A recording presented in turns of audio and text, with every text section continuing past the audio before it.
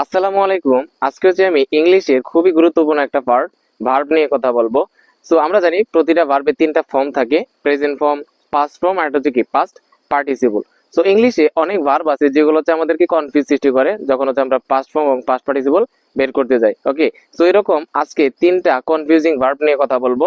একটা হচ্ছে লাই, লাই হচ্ছে মিথ্যা কথা বলা। নাম্বার টু, LIE লাই, লাই শুয়ে থাকা। নাম্বার থ্রি, LAY লে, লে হচ্ছে কি শোয়ানো, মানে অন্যকে শোয়ানো। তো প্রথমে আসি LIE লাই, লাই হচ্ছে মিথ্যা কথা বলা। তো এটার পাস্ট ফর্ম হবে LIED লাইট, লাইট মানে হচ্ছে কি ভার্বে বি টু, পাস্ট পার্টিসিপল হবে LIED লাইট।